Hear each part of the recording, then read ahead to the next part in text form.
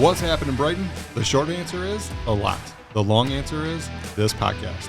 What's Up, Brighton is a show dedicated to the community we all love. Hosted by Roger Burnett, Eric Meldrum, and Coach Mark Howell, this podcast will feature news, issues, and discussions impacting Livingston County and celebrate the people who make our slice of Michigan go and grow. This is What's Up, Brighton. Ow now, brown cow. Scotch, Scotch, Scotch. Our love Scotch. Down the hatch. There you go. There you go, Scotchy. Well, what's up, Brighton? I'm Roger. I'm Eric. Oh, there we got Eric. What's happening? And Mark's gone today. So we're going to talk about Mark today. Back at the table's kind of empty. This is getting to be a thing. I think everyone's like, I need a vacation. I need... From each other. Maybe. Whatever. I'm the only constant, but I'm going away soon too. So yeah, you told me about that. Yeah, I'm bailing. You guys can talk about me then. You know. Gotcha. But what would we even? Mark has an unusual disdain for the oddest things, doesn't he? Like, yeah, ducks. The Jeep thing. I love messing with him about the Jeep. Every time I sneak it in, you could watch him visibly. Oh, he gets so upset. It's he's so funny. easily rattled. It's so funny to watch because he's just like, you see his skin just like melting. It's like, oh my gosh, please don't talk about that. Like, I'm going to jump out of my skin right now. We've apparently created an allergy for him about the area between Brighton and Howell. Oh yeah, the Browell. Yeah. He definitely was not excited about any of that discussion. He didn't want to mix the two. Nah, like it's blasphemy to him, which is hilarious because the hypocrisy. Oh yeah, of the fact that he lives in Howell. He's got a Howell address, and and yet just like pretends like it's not even a thing. This is the battle of the two cities. They are coming together. It's so funny because people will be like, your page is nothing like the Howell Happenings page. Like that's a shit show over there. I'm like, okay, I have no idea. I've stayed. We out love of all it. pages. Yeah, we love it. All pages. However you'd like to run your page, ladies and gentlemen, feel free. Go for it. To run your page. We run our page the way we run our page, and people are occasionally not happy about it, but most people tell us, "Hey, man, thanks. Good job. Thanks. We'll take it." Somebody gave me a shout out the other day, and it felt really good. Legit? Yeah. There was a post in the group that said, "Hey, I absolutely love Brighton, Michigan happenings.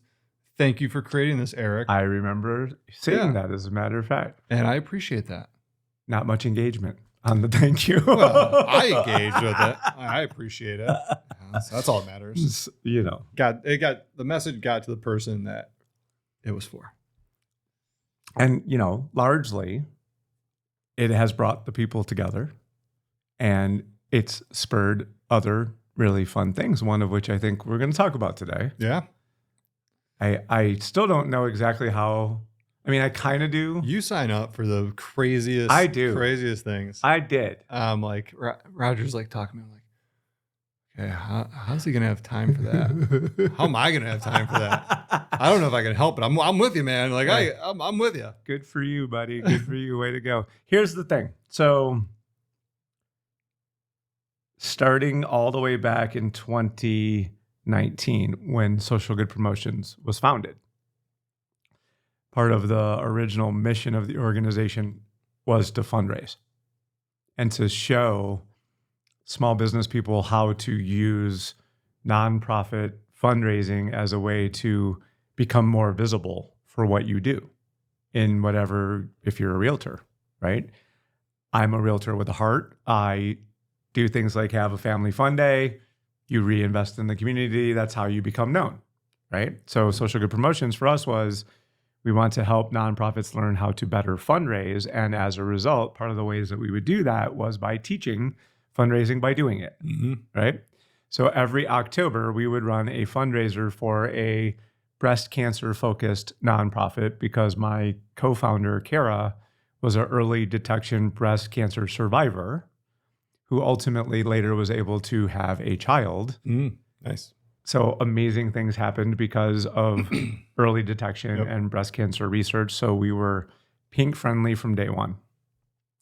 And it was by virtue of the practice that I got, learning how to become an individual fundraiser, that I sort of realized, like, no, this is like, we can teach this. We can help people who need more money for the things that they're doing to make the world a better place get more money if they would just spend time with us. And so I've made it my mission pretty much every year in October to raise money for something.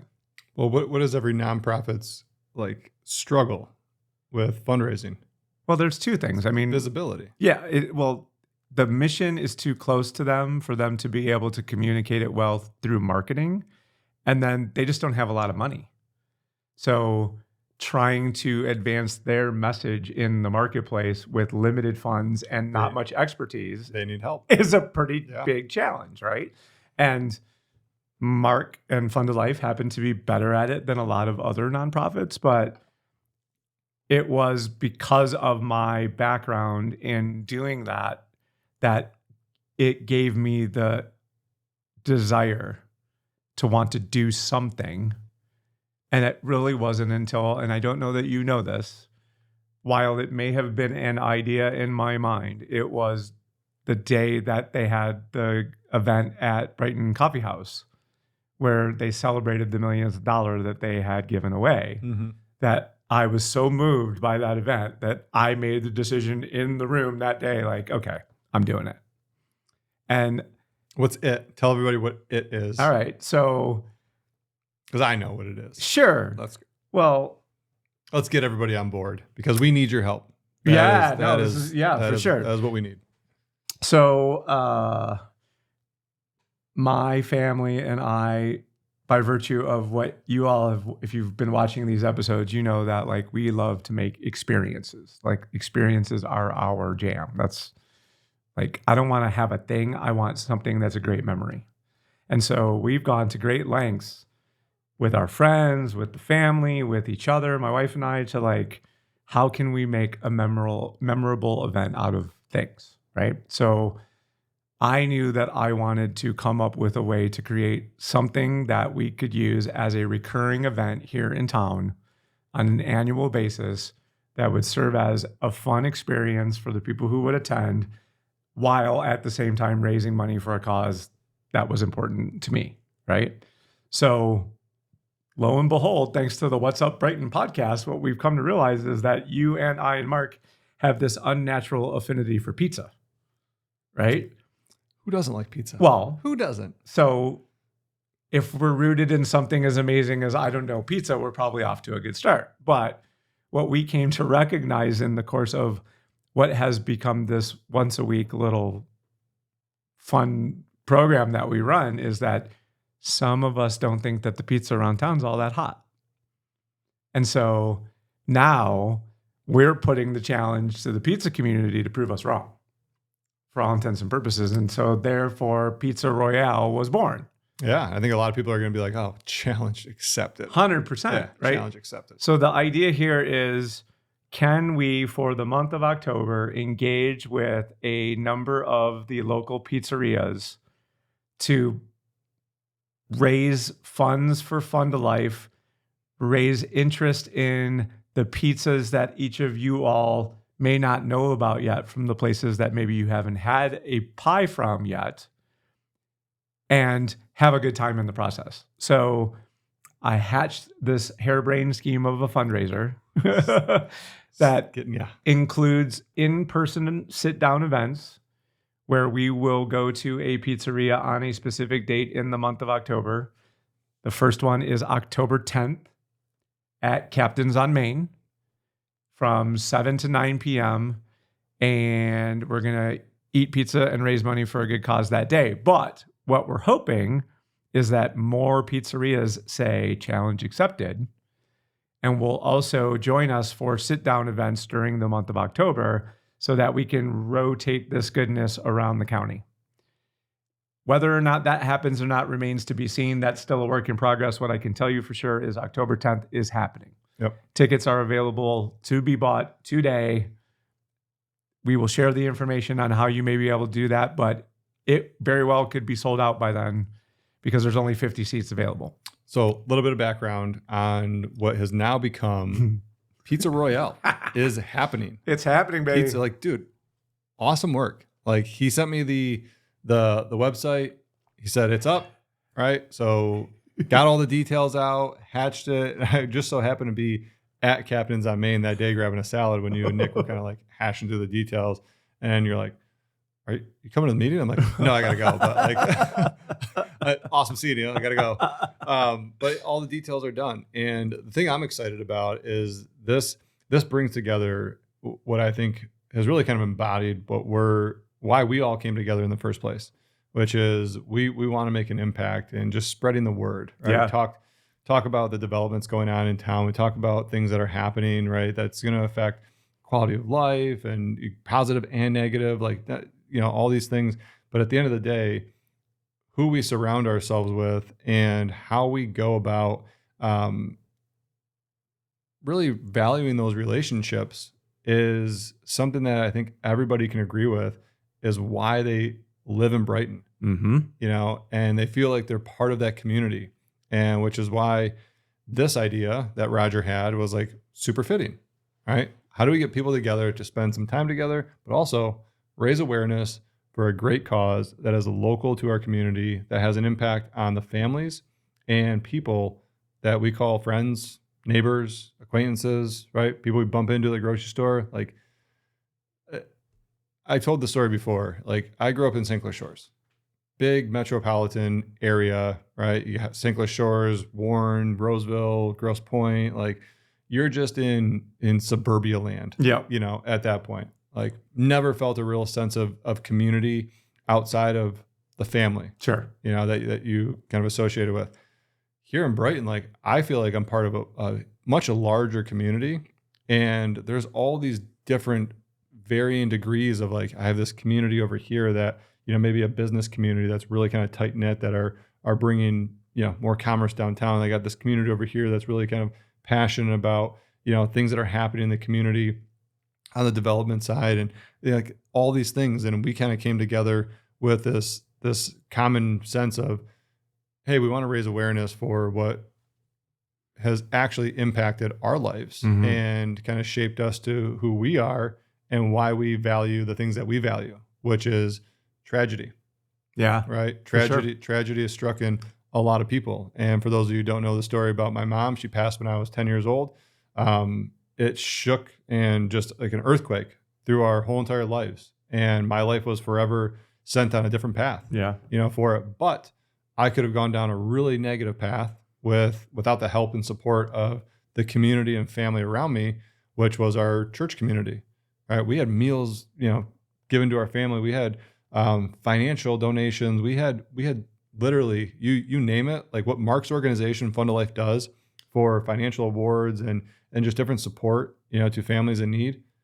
We were recipients of that. Yeah. And so I know the impact that this can have and the trajectory, especially on young kids. Right. Right. I could have gone down a really negative path. My dad could have, gone down a really negative financial path, trying to raise 5 kids and, support the family and working and with like, do I have a babysitter? But my aunt literally lived with us. Like there's so many things that can go wrong. And this is how what we call broken homes, occur. I could have been a subject to that. Sure. But because of the people and the people that stepped in, to help, I was grateful. For sure. And I will be forever grateful. And now we're able to, sit here on this podcast and kind of like reminisce about what could have been, but we're making that impact for people today. Yeah. Right. Are you or a loved one struggling with the effects of stroke? The Oxford Center in Brighton, Michigan offers a cutting-edge alternative stroke treatment that can help stroke victims even years after having a stroke. Our approach combines traditional medicine with evidence-based alternative therapies, including hyperbaric oxygen therapy. This advanced treatment involves breathing pure oxygen in a specialized environment that can stimulate the growth of new blood vessels and promote healing in the brain. We also offer physical therapy, speech therapy, and occupational therapy programs to help patients regain their strength, coordination, and ability to communicate. Time is of the essence when it comes to stroke recovery. Contact the Oxford Center today at 248-486-3636 or visit our website at theoxfordcenter.com to learn more about our alternative stroke treatment options, including hyperbaric oxygen therapy. That's 248-486-3636 or visit theoxfordcenter.com. And I too, I have a very similar story when it comes to losing a parent at a very young age and the impact that had in my life. And, I met Mark all the way back in 2020 during the pandemic. We were together in the final Leadership Livingston class through Cleary University. His program doesn't even exist anymore. And we did that during the pandemic. So it was all virtual. So, that's meant to try to create really deep connections, because historically you would meet once a month for half a day with all of your classmates, which we didn't have that opportunity. And yet Mark and I still, even through the beauty of Zoom, were able to forge a pretty decent friendship that then has just endured over the years. And I've also had the opportunity for my family to have benefited from what Fund a Life does. That's amazing. So I'm as committed as anyone, because not only have I been witness to the benefit of what his impact can create in the community, what the nonprofit's impact can create in the community, we were a recipient. So I know firsthand what it meant for our family when my stepdad had his stroke, and the grant that we were able to get was able to allow him the opportunity to have an electric wheelchair. Yeah. Which really was the difference between my mom having to try to shoulder that burden of moving a very large man around in a very small wheelchair, or him having the freedom and the ability to be able to do that for himself. So those two things were independent of one another, but obviously I am such a passionate supporter of what Mark's doing. And, they have a stated goal of trying to raise their second $1 million to give away in the next 18 months. And certainly which is now, I think, 16 months. Somewhere around there, right? 15, 16 months. And I don't think that Pizza Royale alone is going to be the difference maker in his attempt to raise that $1 million. But what I do know is the people who attend this event or events will be astonished at what they learn when it comes to what they've been able to do and for whom they've been able to do it for. And I think, just like any other nonprofit, it's the stories ultimately of the impact that the work that gets done creates. That is what ultimately will get people interested in wanting to be involved. So to know that I might have the opportunity to expose people who may otherwise not have had that chance to be touched that way is really gratifying to me, because the thing that you and I both know about this community is when they're touched, there is no limit to the generosity that they're capable of showing. Yeah. And I want to go back to your kind of story for a second, because I think this is really important to highlight for those who don't know, because it's really easy to just assume that Fund a Life is only really awarding gifts to people that have had tragedy, meaning somebody has passed away, or they've had an illness diagnosed with a life-threatening result. And that's not the case, right, at all. I mean, your situation was somebody that was living that just didn't have the means to get a piece of equipment that would better their life, right, and that's the other end of the spectrum, So this doesn't just impact people that have a terminal illness. This impacts people that are currently living with an illness that may just be able to improve the quality of life, 100%, for them, and have a little bit less stress on some of the family. I remember when my dad had his heart attack, and he was in the hospital for a while, so he had drop foot, so he couldn't walk right, and we had to get him a walker. Granted, all of his medical expenses were paid for, but I can't imagine a situation where, if we got to a point where we could no longer, afford the in-home care that he was going for, we could turn to an organization like Fund a Life, and there would be an outlet, for us to at least have a glimmer of hope, right? Maybe somebody could help. For sure. Yeah. Well, and I know from firsthand knowledge that they receive far more applications than they're able to create awards for. Oh, 100%. Yeah. Mark and I talked about that at length. Yeah. So that's really the big issue. Yeah. So I think even in the last quarter, they had 90 applications and they were able to award just under 30. Yeah. So there's no shortage of need, and the limiters that are placed on the awards have a lot to do with geography. So 99 times out of 100, it's someone from Livingston County who is the applicant and also the recipient. So, you want to talk about a hyper-local response to local tragedy. This is one of the best places to be able to go to when you've had a change of events, something that's, unexpected happened yesterday.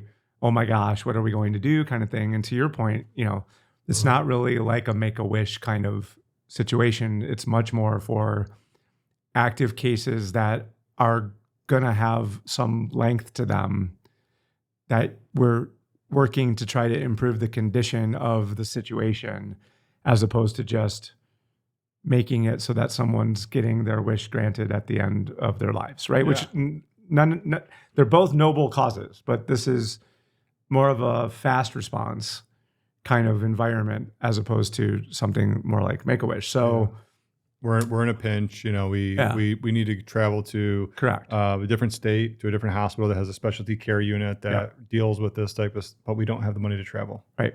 All right. That would be a great use case to submit to Fund a Life. It's like, hey, we can go get help, but we just can't afford to pass this next threshold to make that happen, make that a reality. Well, and then, on the other side of it, it's, we want to have fun. So coming up with something that isn't just, a very heavy-hearted plea for money. No, like, we're going to go eat pizza and drink beer or soft drinks or water. It's cool. But like, we're going to go have a good time. And that's, at the end of the day, combining an inspirational cause along with something wildly entertaining, and maybe introducing you to a pizzeria or two that maybe you've not spent time at before. Like, I've had a few people already tell me like, oh, Captain's on Main, I haven't been for pizza. So just the simple fact that we're able to expose some two birds, like it's one stone. It's the best. It's the best. So knowing that we're in that situation and creating that opportunity, because maybe if it's just a Thursday in October, I'm not, stopping at Captain's on Main to have pizza for the first time. But if somebody creates a fun event for a good cause and extends an invitation to me to come hang out, I'm much more inclined to say yes. Yeah. And I'm excited to see whom is in the room when we have our first event, and then how many additional events we're able to create as a result of people going, well, that looks like fun. Like, why would we not do that? Yeah, well, I love the thought behind this too, because it to your point, like, it brings a spotlight to local businesses, that are here in our community. Yeah. It's a local nonprofit, but more importantly, the connections. It's just like any event. Like, I don't know about you, but I never went to conferences or seminars specifically for a piece of information that I was hoping to get out of it. Right. I always went with the expectation that I'm going to learn something.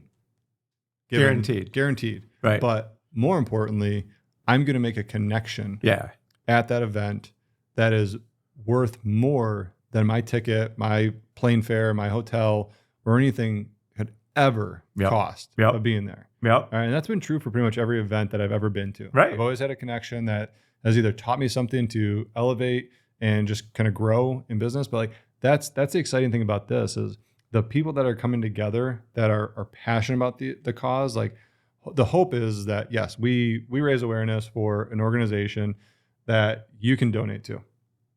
You can donate today if you want to. Right now. Operators are waiting. You can go on their website and make a donation. Okay, so that's not the barrier of entry. Like, you don't need to show up to the event to make a donation. No. But you can show up to the event, and guess what? You're going to likely meet individuals, people that have been, following Fund a Life for a long time, people that have been, donors of Fund a Life for a long time, people like Roger and I, who are big supporters of Fund a Life and donors, and also recipients, of Fund a Life, that know a lot more about the organization than just, hey, we can help people in need. But you're going to meet those people. And guess what? If you're passionate about that and those are your people, well, you might have a tribe. you might have just found your tribe, within this type of event where you can kind of network with people with the same values. And that's the one thing it's how Roger and Mark and I and so many others, have come together. So if you're looking for that or missing that in your current donations portfolio, this is the one to come to. Yeah. Trust me. Like, you don't want to miss this. I have a content segment about the idea that people generally want to do business with people they know, like, and trust. But most business owners don't have a good understanding about how to create a line from we've met to now you know me to now we've reached a place of trust. And it's not very apparent to the average person on what the steps are in order to accomplish that task, because interpersonal relationships are complicated. But when you introduce something that is a uniter, that is something that everyone who's participating agrees in across the board, you create a natural opportunity for connection. Because if you believe in that and I believe in that, now we have a shared belief. And what it gives us a chance is to get comfortable under that shared belief to start to know one another, because we have the comfort of this. We both agree that we should be supporting this thing. Yep. And in the process, it doesn't have anything to do with what you're selling or what I'm buying. It's like, who are you as a person? And if I get to know you under that context, the next natural thing I'm going to want to know is, what do you do for a living? So by starting with the connection around something bigger than the two of you, you ultimately usually arrive at that decision-making point of like, well, I like Eric, and if I ever were to sell my home, then I probably would consider him because I've seen him in the setting that has nothing to do with the buying and selling of real estate. 100%. And I love this guy because he seems like a genuine cat. So of course you're going to be on my short list of, I don't know, the realtors that I might be considering. And a lot of people in business struggle with what we just talked about, because to them, the investment in time that they're going to have to make in order to be able to accomplish what we just described seems like it's unproductive. But in reality, it's the most productive thing you can do. It's the most productive for the long term if you're willing to see it for that. Yep. And I can't say it any better than that. And we're going to clip that out as a piece of content, because that's exactly what these things are for. It really is. Like, and that's the purpose of the event. We went on a, so Mark took, some of us to the Tigers game, and that was a great time. Like, we had a great time, but the connections, like, it wasn't about going to the game. It was about, I was in a room with people that I have never met before. Right. And now I have different connections, and I'm talking to so-and-so, and I'm talking to that right there. Yep. Will allow this type of information to get into the hands of somebody that truly needs to know this organization exists from a recipient perspective, or somebody that's like, just like I was at the moment when I learned about Mark's story. I was like, that was me as a kid. Yep.